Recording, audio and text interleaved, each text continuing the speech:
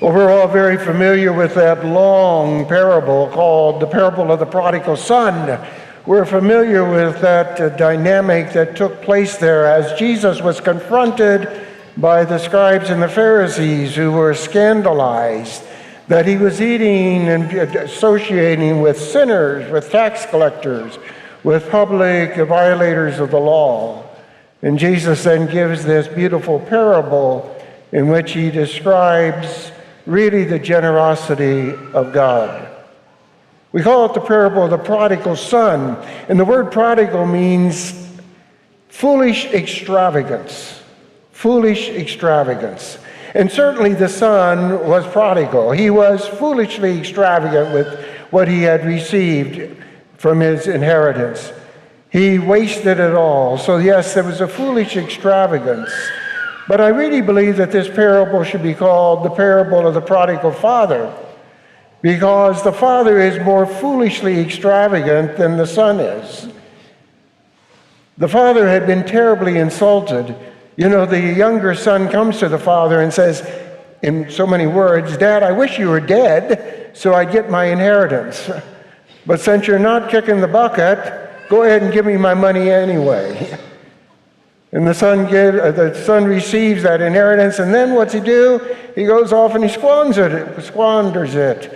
He spends it all on wine, women, and song, and then finally comes to his senses. Now, the normal father would say, "Son, what goes around comes around. You got to accept the punishment. You got to accept the consequences." But that's not what the father does in this situation. And the father is representative of God. And the father, first of all, he's looking out for him. He doesn't go seek him out. He doesn't go and try and grab him by the neck and bring him back, because he wants that son to know his own free will and his own need for reconciliation. But when he sees the son, he runs out and he grabs him. And the son says, "Lord, Father, I no longer deserve to be called your son." And Father says, "I love you." And he puts a ring on his finger and a cloak on him. And he says, "We have to have a party for you." That's a prodigal father. Foolish extravagance with his love. But that's how God the Father treats every one of us. With that extravagant love, that he embraces us no matter what our sin may be, if we but come to our senses and recognize our need for forgiveness, and if we but approach him and for us in that beautiful sacrament of reconciliation, that we come to know that abundant love of such a prodigal father who forgives us and always welcomes us into deeper union with him.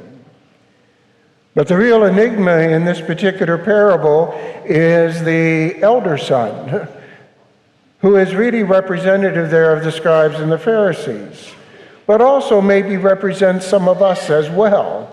The ones who have been faithful and saying, "Why are you forgiving that guy? Why are you forgiving that brother of mine who was so dissolute?" And he holds that grudge.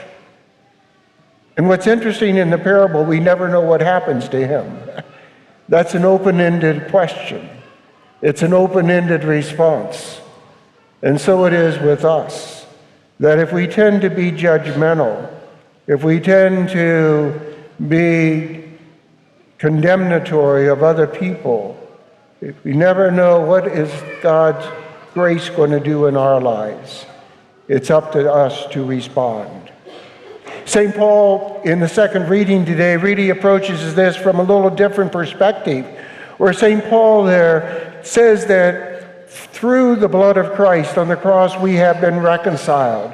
We have reconciliation with the Father because of the abundant love of Christ Jesus. We have that reconciliation, and we are called not only to experience reconciliation ourselves, but we have the ministry of reconciliation, that we are called to be reconcilers. We are called to be ambassadors of the reconciliation of God.